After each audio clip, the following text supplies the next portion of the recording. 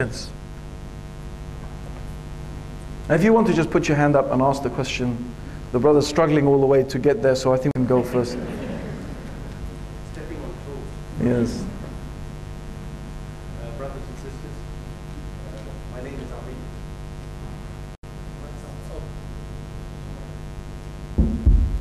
Brothers and sisters, good evening, my name is Amin. Brother Abdul Rahim made a comment earlier that it has been written, I think, that Muslims will follow earlier religions in their course, something to that effect. I think if we analyze it, I mean, we're in the year 1400. The Muslims are in the year 1400. And by the same analysis against the Christian world, it would seem that we're actually presently in the Dark Ages. Now, if we look around the world today, we certainly are in a Dark Age. We're certainly not in an age of enlightenment. Our brother also used the word balance. A balance between text and intellect. And move away to either side, that means move away from the center to either side, that means to the text to the left, to the one extreme, or to the intellect to the right, to the other extreme, is essentially extreme. My question really is this, is that if we overlay that against the focus in this world, in the Muslim world today, between the hereafter and the real world or the present world, my question is, are we in balance? And the other question is, what on earth can we do to uplift or to bring about an increase in the achievement motivation of the Muslim world in terms of applying the application of this knowledge more now in the real world, in balance with the here and after, because I think our dark age at the moment is not in the here and after, because I think we score high distinction score in that matter. I think okay.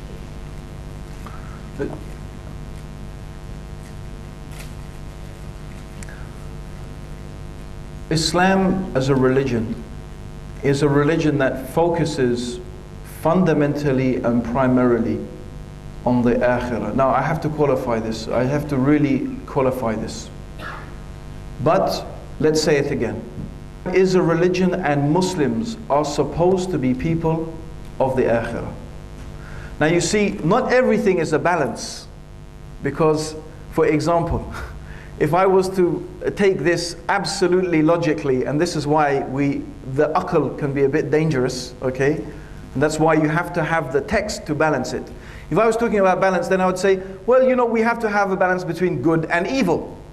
So what we need to do is, you know, have a bit of good and mix it with a bit of evil, okay? And obviously, you know, that's not the case. No, a Muslim has to be as good as possible. There's no balance there. What the direction is to be completely good. That is the objective. So there are some things that it is not correct to bring up this analysis.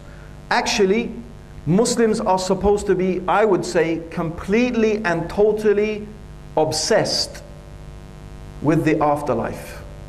But, where does the balance come in? The balance comes in here within Islam itself, within this religion itself. You see, Islam as a deen, as a way of life, is not a religion that has a false notion of how to achieve success in the afterlife. Part of the way to achieve success in the afterlife is by what you contribute to this world. In fact, this world is the realm in which we operate. The world is the realm in which we are able to get the things that we need in order to reach the akhirah. So the Prophet sallallahu alaihi wasallam, and this is really true, if we look to the things the Prophet sallallahu alaihi wasallam said, the emphasis again and again and again is on the afterlife. The Prophet sallallahu alaihi wasallam said, what do I have to do with this world? I am like a traveler who takes rest underneath the shade of a tree and then continues on his journey. This is the world. Now, what does that mean? Life is about just relaxing and taking a rest? No. What we mean, let's look at this beautiful example. The Prophet ﷺ is giving the example of life. The existence of our soul is like a long journey. Our life in this dunya is as if a rider on a long, long journey gets off his horse, rests underneath the shade of a tree, gets back on and continues on the journey. In other words, the life of this world is just like that rest. Why does a person on a long journey need to get off his mount and take a rest? Why? Now, thinking Muslims, come on, you can give me an answer. Yes? Think about it. What's going to happen if you don't do that? You get tired, and if you get tired, what will happen? Huh? You don't know?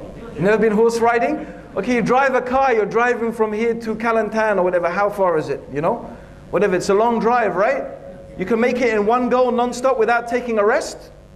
What do you think would happen if you did that? You'd fall asleep, and if you fall asleep, what's going to happen? You crash. Are you going to get to your destination? No. Okay. So you need the rest in order to be able to reach your destination. In other words, that's what you take.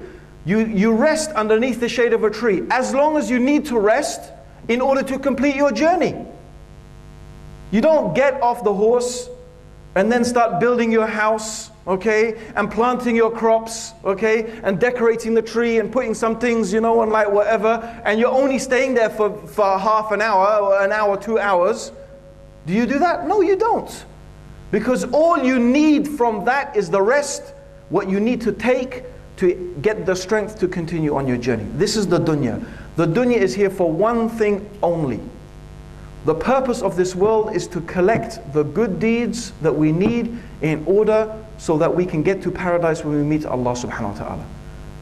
When I say the good deeds, to get the grace of Allah subhanahu wa ta'ala. What Allah subhanahu wa ta'ala wants from us is righteous actions.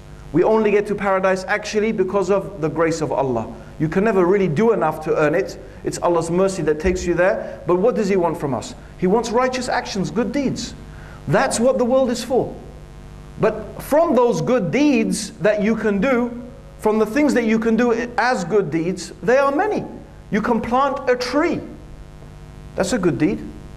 The Prophet ﷺ said, if there was only one day left, if there was only one day left to the end of the day, end of the world, the day of judgment, and you're going to plant a tree, plant it. It's a good deed. To make things beautiful is a good deed because Allah is beautiful and He loves what is beautiful.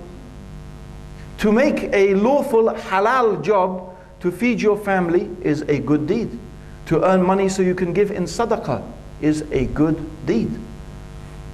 So Islam is not a religion then that teaches us to sit in the mosque, okay, and that's it.